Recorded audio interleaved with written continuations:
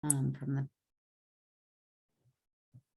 So it is, and I'll again plop it into the chat too, just so the new people entering in know that it's being recorded as well. yeah, great, thank you. I'll wait another minute and start letting people in.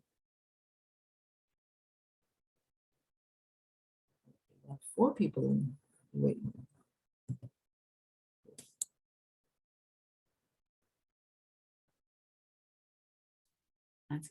That's good, yeah. Yeah, I think I'm gonna just admit all of them now. Okay, I'm going on mute.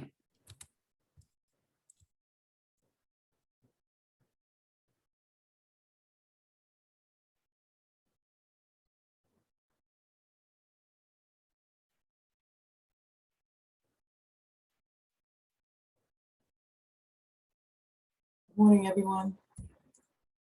Good morning. Morning. Okay, we will start in about 2-3 minutes. Give some folks time to get on the call. Thanks for your patience.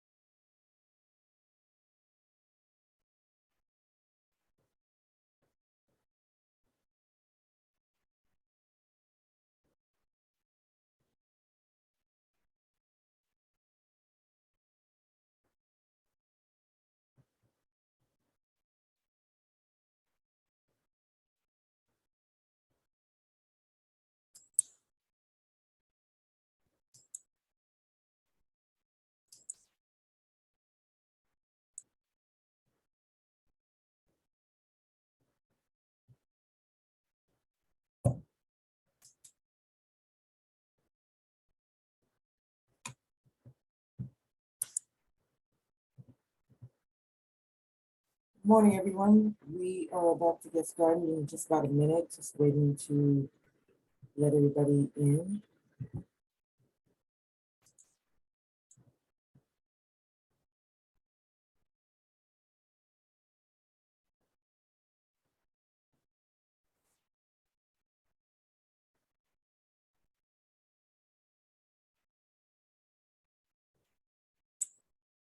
We'll just wait one more minute and then we will get started.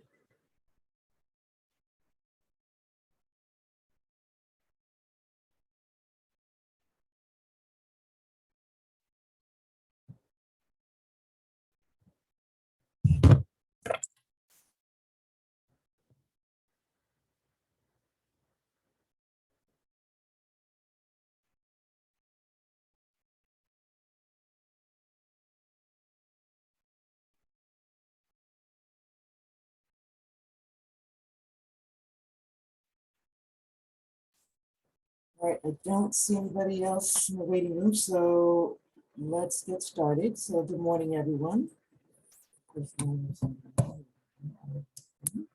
So Nainona, could you please continue to admit folks as they come in, and then I'll get started now. So good morning, my name is Lishka Lassette. I'm the project lead for Best Health for Kids, Healthy and Safe Environments. And want to let folks know that this session is being recorded. And why don't we go around and introduce ourselves, just your name, and I use she, her pronouns. Want to say your pronouns, and then what organization you represent. And why don't we start with our King County colleagues first, and we start with Nainona. Hello, my name's Nainona Bourgeois, and I am part of the Healthy Safe Environments team. Happy to have you all sharing this space with us. Welcome, welcome, welcome. And I will turn it over to, I guess, Phil. Hi, I'm Phil Thompson. I'm a contract specialist for King County, and I will be doing the processing of the contracts once respondents have been selected for funding. Awesome. I don't think we have any other King County colleagues on the call. So I'd like to ask any of the technical assistant consultants who are on the call to go ahead and introduce yourself so folks can know who you are. I'll go ahead. Hi, I'm Jing Fong, and I'm with RHL Consulting, and so happy to be here. Okay. I'm Kathleen Perez. I work for Inclusive Data, and we provide technical assistance and capacity building for Best Starts for Kids. That means free grant help for you.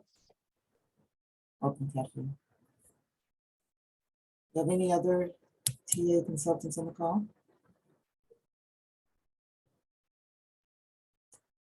So folks having a hard time hearing me, so I will speak up. And is this better? Are you able to hear me now? I will speak up. Sorry about that.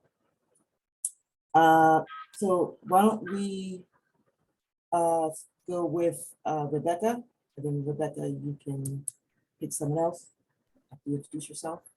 Sure. Hi, good morning. My name is Rebecca Milliman. I use she, her pronouns, and I work at the Harborview Abuse and Trauma Center. And I'll pass it over to Emil. Morning, everyone. My name is Emil Pattison. I am a grant writer and organizational consultant, and I've worked with Feast for 5 years. I am passing it to Joanne. Hi, good morning. My name is Joanne Alcantara, and I'm also a grant writer. And I'm working right now with API Chaya and the Tenants Union. And I'll pass it to Molly.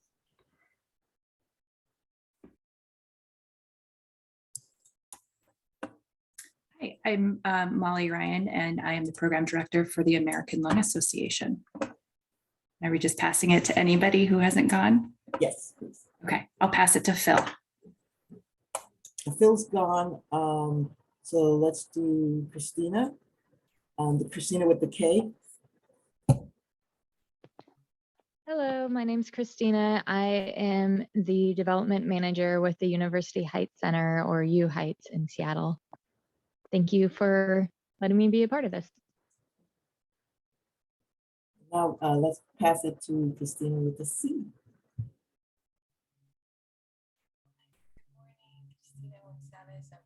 Christina, I'm not able to hear you. Yeah, it's a problem with this mic. Cristina It's Gonzalez with COO, supporting the mighty HSC crew here. Excited to be here, and I'm glad that everyone is here to learn more about the RFP. Excellent. Let's pass it to Harvey. Oh, Hannah. Yeah. Hannah. Hi, Hannah. How are you? Hi, everybody. My name is Hannah Parveen, and I work in the Prevention Intervention Department at Seattle Public Schools.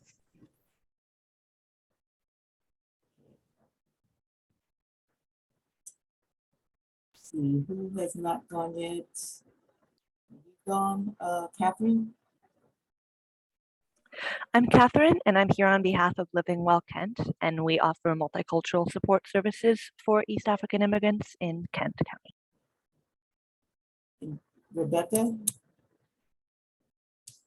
Gone. Hi, this is Rebecca. I already went. Awesome. And Ashley.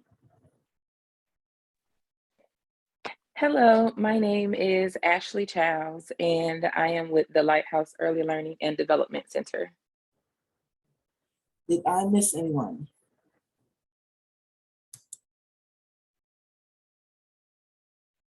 Great, excellent. Let's get started.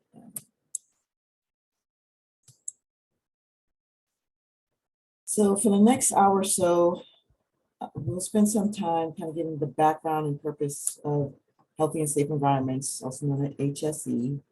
And I'll talk a little bit more about our sub-strategy areas. And then I will pause there and ask if there are any questions specific to the content of the RFP. And then we'll go into general information requirements related to submission of the RFP. And then I'll provide additional information that might be helpful for you as you write your proposal and open it up to questions. So to start off, I want to first lay out that HSE, also known as Healthy and Safe Environments, focuses on policy systems and environmental changes, and we do not fund direct service.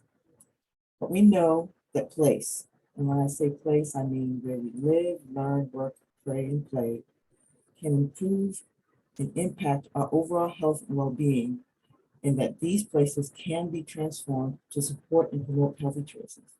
We also know that collectively, using policy systems and environmental change strategies, we can create lasting changes in our communities for children, youth, young people, and families. HSC is looking to do this, focusing on these 4 sub-strategy areas. And I will go into each strategy, sub-strategy. So when we talk about healthy food and food access, so what we're saying here is we want applications who are working to increase access to healthy, affordable, culturally appropriate foods and or reducing exposure to unhealthy foods. And we're expecting that these changes could take place in schools, school districts, in out-of-school programs, and emergency food systems, as well as spaces that focus on children, youth, and adults, and also in communities and neighborhoods. Indicators for this specific area are looking for any applications that could work towards improving the recommended amounts of fruits and vegetable consumption, reducing soda and sweetened beverages consumption, and any policy that promotes healthy eating and discourages unhealthy eating.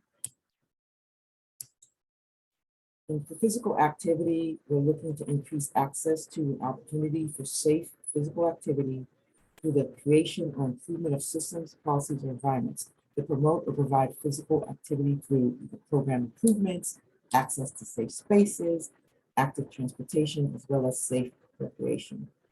Again, the indicators would be looking for applications that would increase the recommended level of physical activity and any policy that improves environments and or promotes physical activity, as well as any applications that promote safe places to recreate during extreme weather events. And so any applications that may be looking to work around climate change.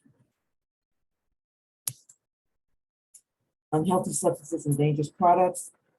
So reducing exposure to unhealthy substances such as tobacco, vapor products, marijuana, and other drugs, as well as dangerous products such as firearms. And again, it's really looking for policies that promote not using harmful substances or products.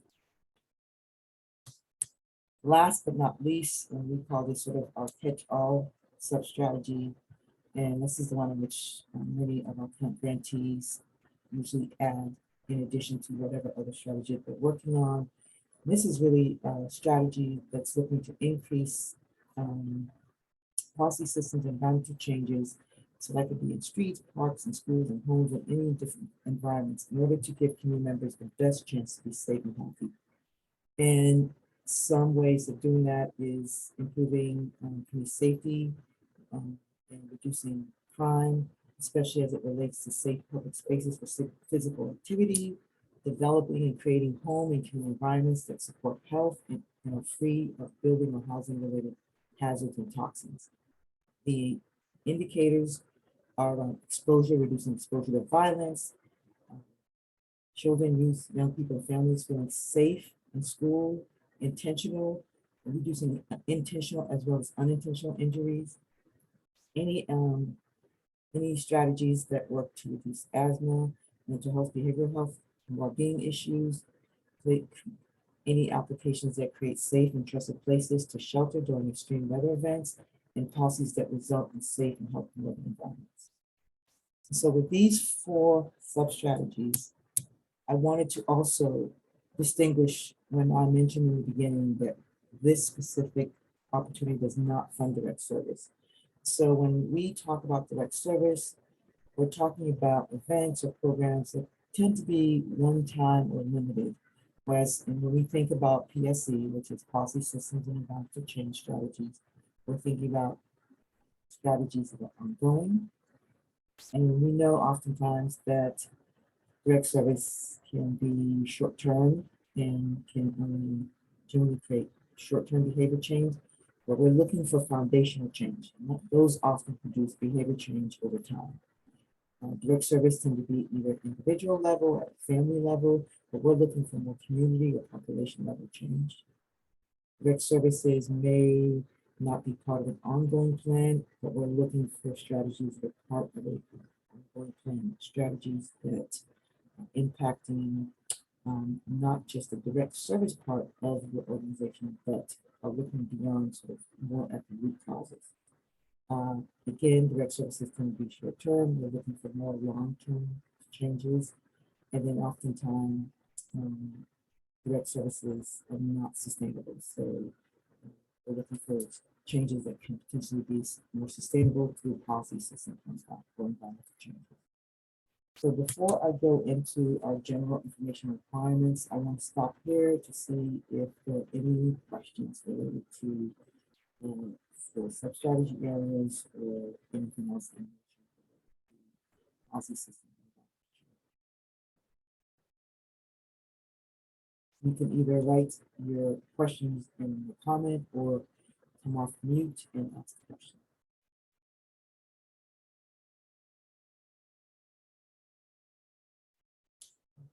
I can't see the comment section, so I'm assuming I know that there are none. Okay. There are no questions in the comment section at this time. I'm Joanne, and I'm curious about in terms of funding change, if we are okay to fund community organizing as a method of change. You would have to describe the purpose of community organizing to what end. Okay. So that would be part of your strategy. Okay, great. And I have a question. This is Rebecca. Sure. And when you were talking about the different sub strategies and you were talking about the last one, the safe and health promoting environments, were you saying that many grantees use this one in addition to another one? What we found over the first granting cycle is we'd have a grantee that first started off focusing on increasing access to healthy, affordable foods, but then also realizing that there were some challenges related to just the environment in general. And then when we did a contract extension, they added the fourth strategy along with the work that they're doing. And really what we wanted to do when we created this strategy is that we, at the beginning, we were really focusing sort of on healthy eating, on physical activity, and also on ATOD use. And then we realized that there are other strategies that folks could be working on in this area that we may not necessarily have identified. And so we wanted to be a lot more broad so that if you have an idea and it's not listed here, we want you to be able to pitch that. And so again, throughout this process, you'll have the opportunity to ask questions. If you don't have ideas right now, you can submit your questions through Zoom grants and then we can respond and say, yes, this would be in alignment with this specific fourth sub-strategy. This is really a strategy to allow folks to come up with creative and innovative ideas that we may not have thought of. Thank you. Any other questions? Okay, excellent. So, okay, who's eligible? So private or nonprofit CBOs, school districts, cities and governmental organizations, as well as tribes and tribal organizations. So this proposal, this specific opportunity does not fund epidemiological projects or research studies, no capital projects or construction projects. And as I mentioned, we do not fund individual or direct services. And these funds cannot be used to supplant other county funds. And that basically means you cannot use these funds to cover any other King County funds that you may no longer have. So, and lastly, and most importantly, these funds cannot be used for lobbying.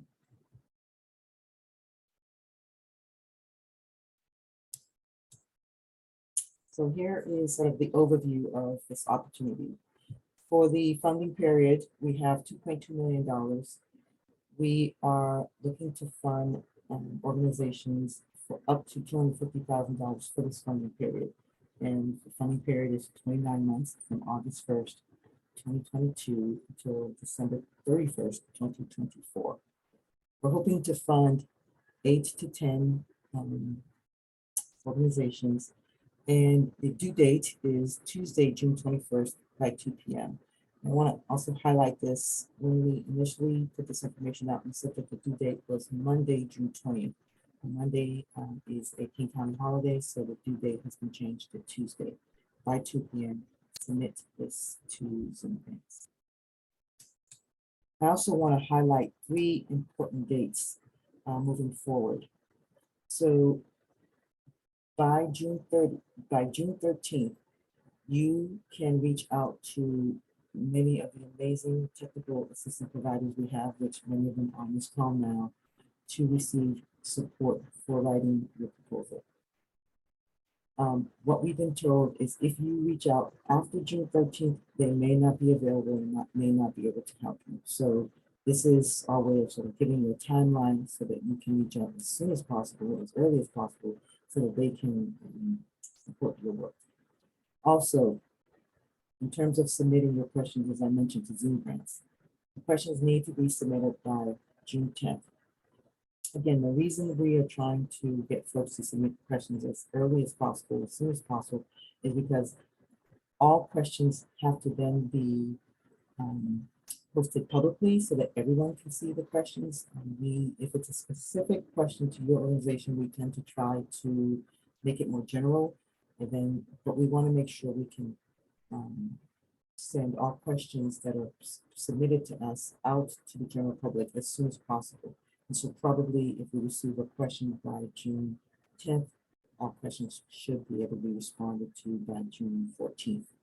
Thus giving folks enough time to make any changes or adjustments after that. And then lastly, of course, the proposal is due via Zoom Grants Tuesday, June 1st by 2 p.m. My understanding is that Zoom Grants will shut down at 2 p.m. and will not accept any applications after that time. So now I want to talk about the rating criteria. So as you write your proposal, I want you to sort of keep these 4 areas in mind.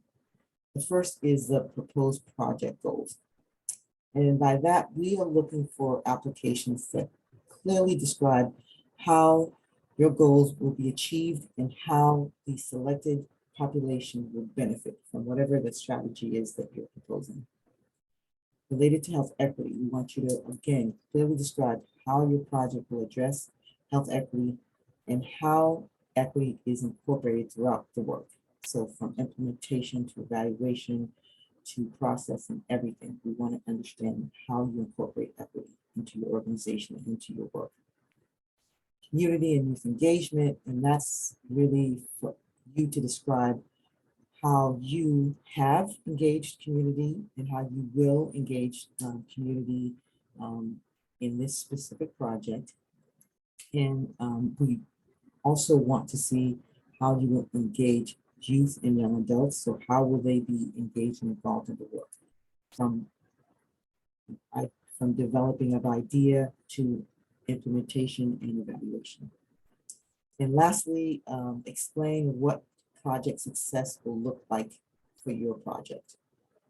We also want to emphasize that identifying any evaluation or data collection challenges will not disqualify you from the application. We understand that there might be some challenges, and hopefully if you reach out to a TA consultant, they can help you think through how you would evaluate that. However, if you have a strong proposal and your idea makes sense, but you're not clear in terms of how you would collect the data, you will not be penalized for that. If you are awarded, we have also great capacity builder consultants who can help you around evaluation. So we want to encourage folks to apply who may not feel like they have that specific skill set, but really have some great ideas and really know their communities and can actually implement whatever the strategy is that they're proposing. And lastly, there will be a budget template, and we would like you to submit a budget template and to make sure that the costs are reasonable and justified. And again, that your budget is complete and aligns with whatever the strategies or activities are that you're proposing. And so what needs to be submitted through Zoom grants? And as you see here, as I mentioned, everything needs to be submitted to Zoom grants. And Nainoa will put in the chat this link to the Zoom grants. And there are 4 specific documents that must be uploaded into Zoom grants.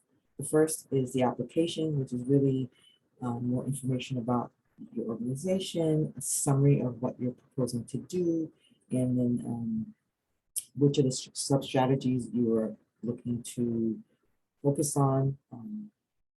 Focus on 1, 2, or all. You don't receive any more points for doing more than 1. And so really it's about the strength of your proposal and exactly what it is that you'd like to do.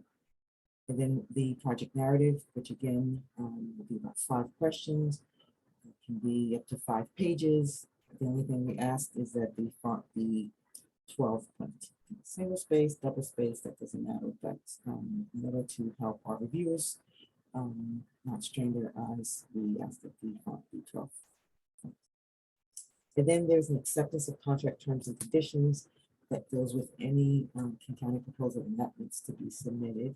And then, as I mentioned, we will be providing you with a budget template, and this needs to be completed and also uploaded.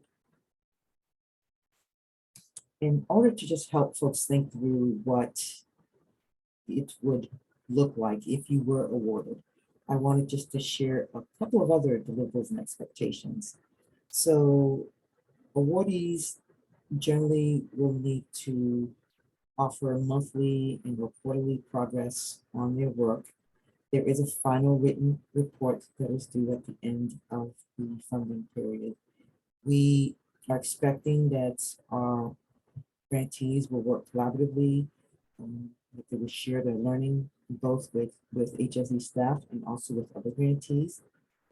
And we are expecting that our grantees will also receive technical assistance, when it's applicable, and that TA could come from both HSE staff or again, the amazing BSK capacity builders that we have available to you free of cost. And then lastly, that you will participate in evaluation activities and any cohorts related to evaluation. And now I wanted to also share some additional information that will be helpful to you as you write your proposal. And again, Nainoa will add these links to the chat so that you can have access to them. First is what I had mentioned before. This is a link to all the TA consultants. It will describe all the different organizations, the different individuals who could provide you TA in developing your proposal, and also just gives a great summary of each of them. So I highly recommend you check that out and see who would be the best fit for you. They really describe what their expertise are in so that you can pick the consultant that will work for the project that you're proposing. We also can have some links to where you can find some data, also information on maps of the King County region, which provides additional data that's specific to various parts of the county. And then for those who might be new to understanding what PSE is, Policy System Environment Change Strategies, we also have a link that gives you some examples of some PSE changes that's taking place throughout the country. So those are additional resources for you. And then lastly, as I mentioned, if you have questions, please feel free to submit them via Zoom grants, and we will do our best to answer them as soon as we can. So now I will stop sharing and open up for questions. So Blishta, there were a few questions in the chat, and the first one is if there are technical problems with Zoom grants, can the applications be submitted through emails? And so my response was they have to be submitted through Zoom grants, but is there any wavering in that? We can ask Phil to answer that, but I think I can basically say that we ask that folks actually submit their applications as soon as possible and not wait till the last minute, because they, as life has it, sometimes there are some technical difficulties. And so if you do find yourself having technical difficulties, there is an email that you can email. And I think the email goes directly to Phil, where you're saying, I'm having difficulties submitting the application, and then Phil can let you know what to do. Which is why we ask that you please do not wait till 1:45 on Tuesday, June 21st to submit your application. And Phil, if there's anything I missed, feel free to jump in.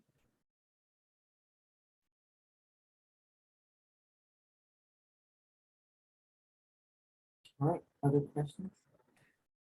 There was another question, with only 8 to 10 organizations receiving funding, how will you determine prioritizing and choosing, and what should be prioritized in the application?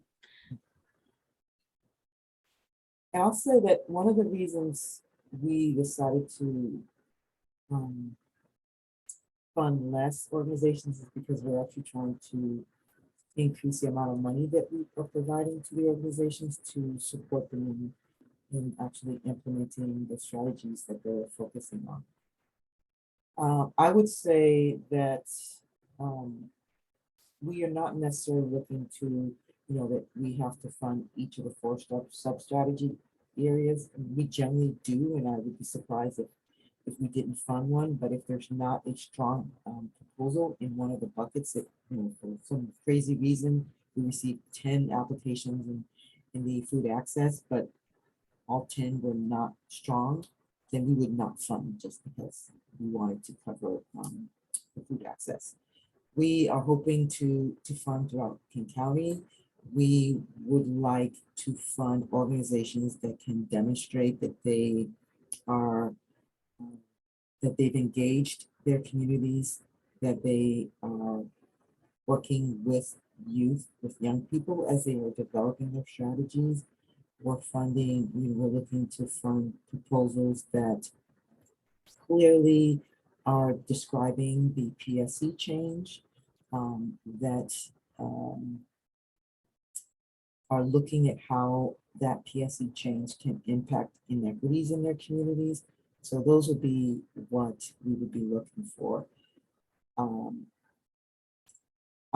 Again, because we'd have to sort of see what we get. But basically, we want to fund strong proposals, but really we also want to fund proposals across the county. And so we may have several strong proposals, but we may choose to fund one that's in another part of the county because we haven't funded anything there. So I hope that answers the question. And then there was one question about 250 max per year or 250 max over funding period. And I did respond with 250 max over funding period.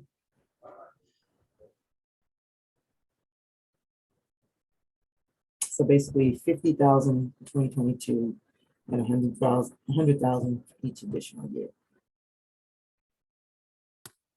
And then an additional question, which has to do with partnership. In the RFP, it was mentioned that grant recipients could potentially partner with other grantees who are a part of this cohort. Could you tell us more about that? Are you referring to once you're awarded or partnering? Okay, once awarded, okay. Yes, so during HSC 1.0, we received feedback from our grantees that they would have liked to have been part of a cohort in order to support their learning. COVID happened, and so we really didn't have a lot of opportunities to bring people together. We brought grantees together one time where folks had the opportunity to share what the work that they were doing, as well as to learn from each other. And they really found that to be valuable. And so our hope is to identify some resources to help support and bring cohorts together in this funding cycle. We've actually put aside a little bit of money, but we're hoping to be able to access more funds to do that.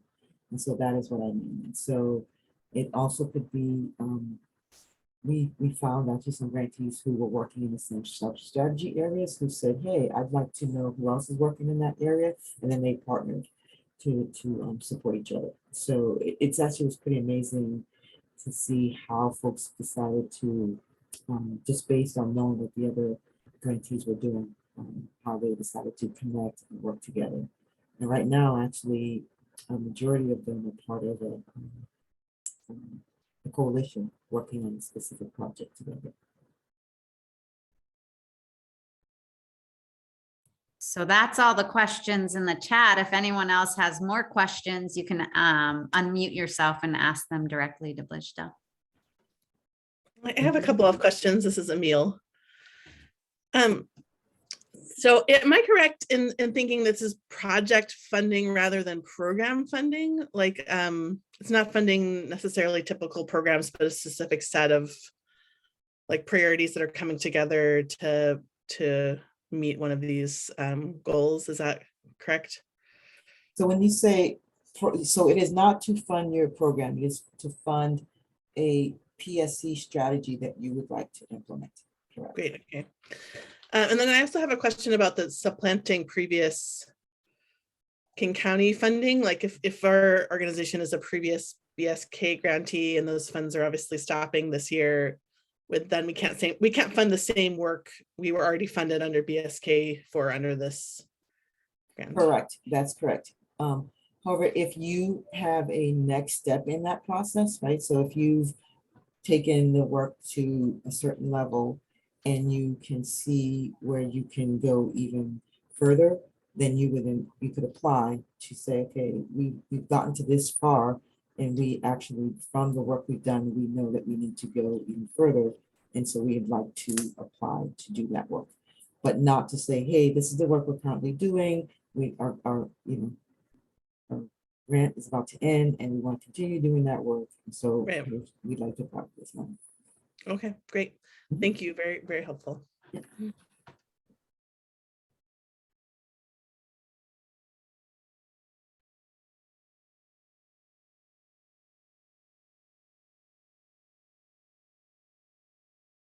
Any other questions?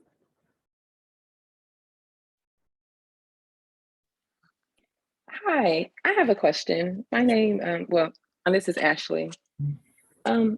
If we provide direct services, but so long as we, so long as we meet the requirements for applying, because we want to do something, I guess, bigger for the community, are we allowed to apply or are we not? Absolutely. Most of the current HSC grantees offer direct service. So it is not, you don't have to be sort of an advocacy organization to apply for these. Actually, in many ways, it is through the direct service work that many of our grantees see the need to impact systems, policies, urban environments in order to get at the root causes of some of the issues that they're dealing with. So absolutely open to direct service organizations. Okay, thank you. Lisha, this is Rebecca, and I was just wondering if you could talk a little bit more about, someone else asked about partnerships, with other organizations, and I was wondering about in the application process, like before applying, is it an allowable expense, I guess, to have multiple agencies or organizations partner together? And how would that look on the application? Like, would you want one lead applicant and then subcontractors? Is that even an allowable expense? Do you encourage partnerships such as that? Or do you really just want one program applying? Partnerships would be great. And actually I think we have currently in our current HSC portfolio, I think we have at least 2 grantees that are in partnerships and where there are some subcontracts within that partnership. So absolutely. Okay, great. Thanks.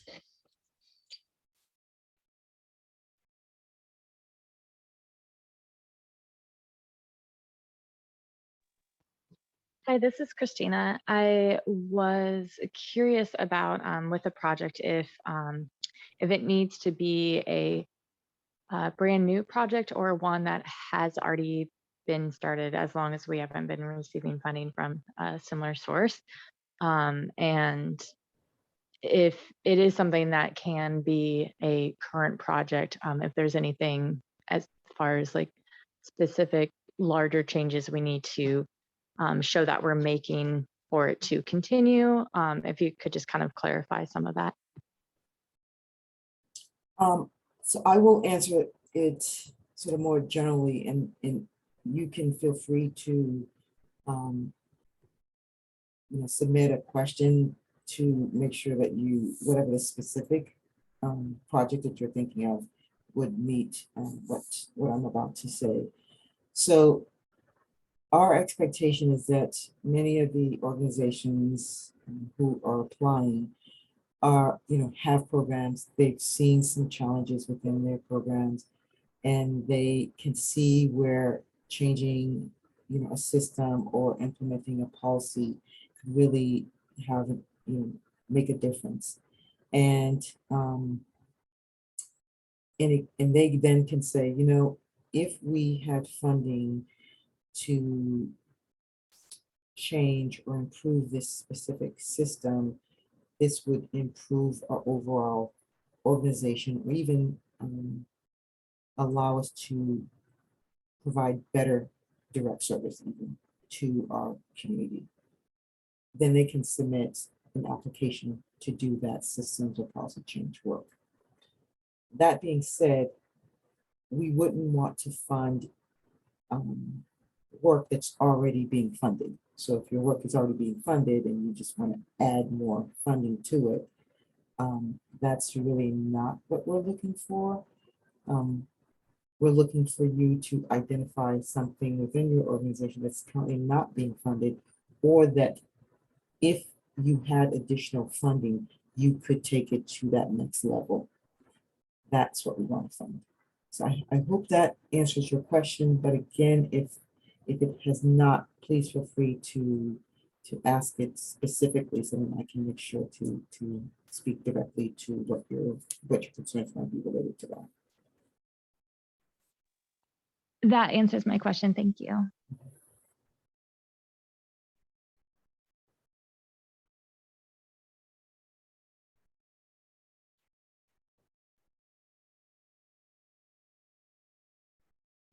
I can stay on the Zoom line for a while. So if folks have questions, you can feel free to ask. But I encourage you, if you do have questions after you get off this call, to feel free to email them, send them through some grants, and we'll respond to them as soon as we can. And I look forward to reviewing all your applications.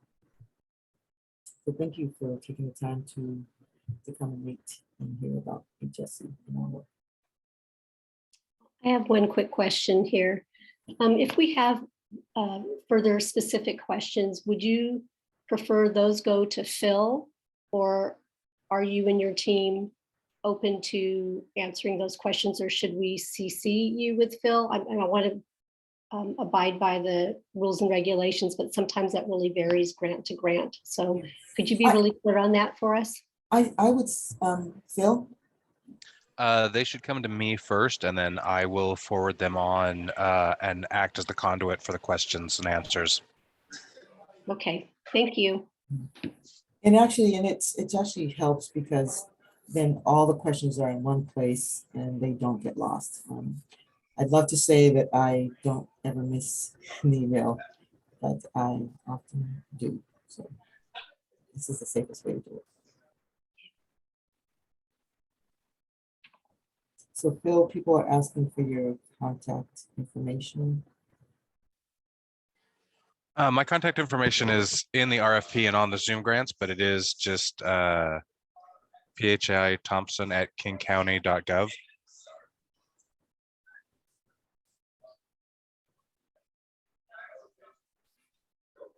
And also, yeah, for the TA consultants that are on the call, if you want to, you know, type in your information, if folks are interested, feel free to do that as well.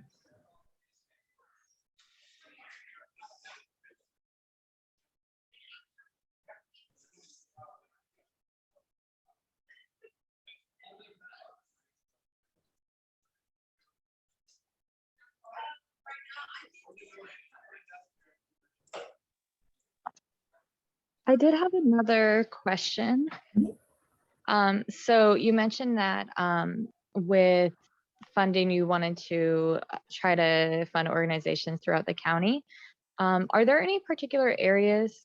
I know there's obviously going to be a lot of us based in Seattle, but I also know that certain areas are sometimes prioritized. At this point, can you think of any particular parts of the county or the city that you would prioritize with funding, or will it just really vary? I think it varies. Again, we are looking to fund organizations that want to impact inequities. And so, you know, inequities are throughout the county, right? But they definitely are higher in some parts of the county. And so those areas will probably take priority. But then we also know that inequities some small pockets of areas of the county that, again, if you can in your proposal describe why there is a need in your community, then that is what we'll take into account. And yes, we do want to cover, so to speak, the county, and we also want to fund strong proposals. And so that would be, so it's the first tier would be like identifying strong proposals, because we're assuming that we're going to get lots of strong proposals, and then we can figure out like how do we then lay it out throughout the county. Great, thank you.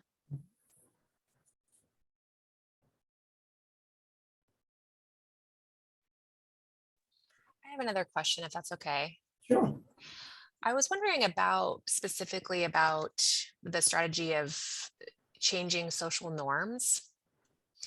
And I was reading just briefly this proposal, and I do know that you focus on environmental changes. And when I was reading the description about what that means, it really looked like more the physical environment, like changes to the physical space. And I was wondering if you would consider, especially doing work with youth or young people, we use the social norms change as a common strategy. And I was wondering if you consider that an environmental change strategy, or if that really is kind of unrelated to what you are looking for. It is definitely related to what we're looking for. We actually have a current grantee who's working in that area. So yes. Okay, great. Thank you. Again, it ends up falling under the safe and health promoting environments. So okay. I would probably say that would be, if you're looking to do that, I would probably look at the fourth sub-strategy area. Okay, thank you.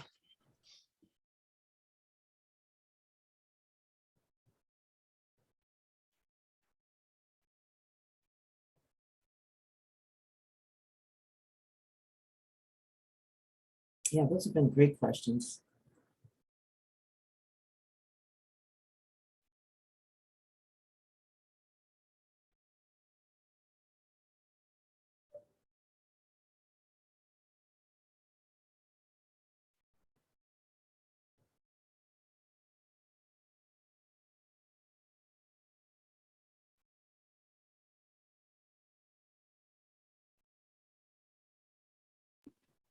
Blishta, I'd just like to add something. And Sean and Catherine, please add something too. Just from a technical assistance perspective, I know all of you have so much work to do. but the deadline comes sooner than you think. And as many of you have prepared these grant responses before, there are always more questions, and particularly as you unfold and develop your idea. And this one takes a little bit more thinking because it isn't direct services. It's really going for this PSE. So the sooner you can get together with your team, and some of you have grant assistants, others don't. They're really on their own and maybe volunteers or working with a really lean staff. So the sooner you can get some ideas down or to contact someone for technical assistance, I encourage you to do so. You're not alone in this. So if you need someone to just help bang out your idea, or the writing scares you, or just looking at all these requirements gives you a panic attack or something, please contact any of the technical assistants. They're all really supportive and have their own gifts and talents. But I do know we all share the common characteristic of really wanting to help all of you.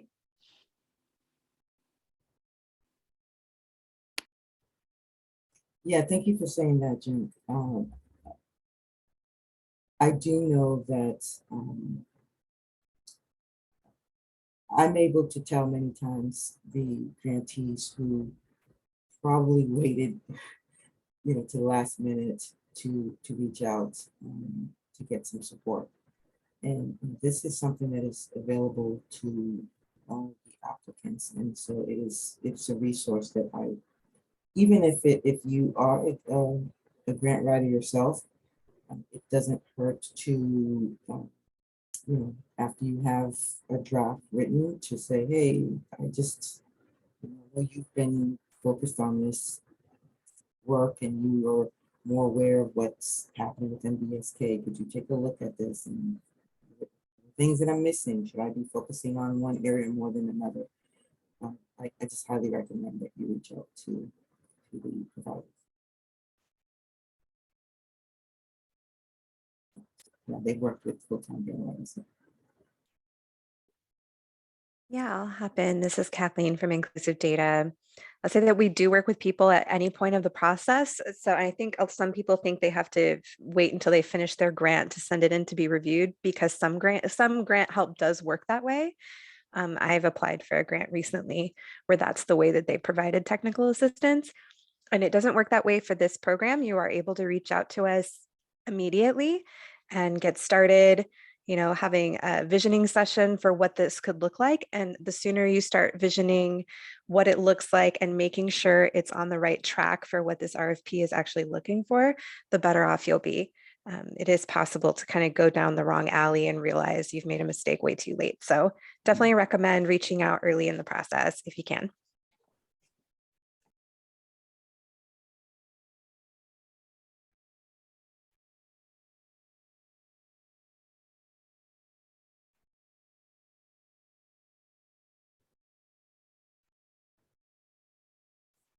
All right, well, if there are no other questions, bid all of you a wonderful day.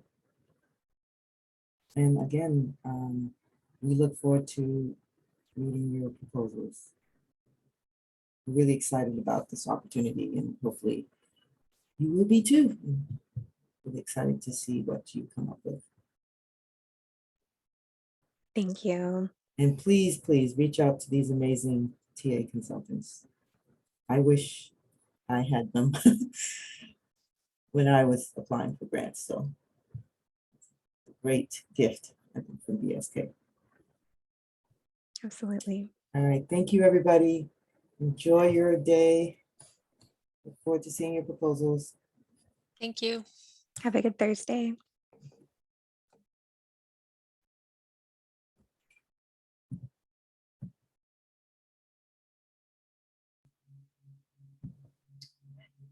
Stop recording officially.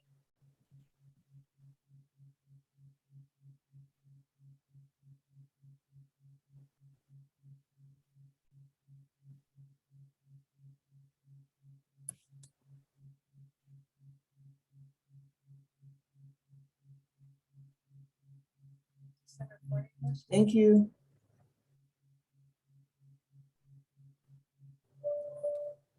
Good job. Okay, let me stop the recording.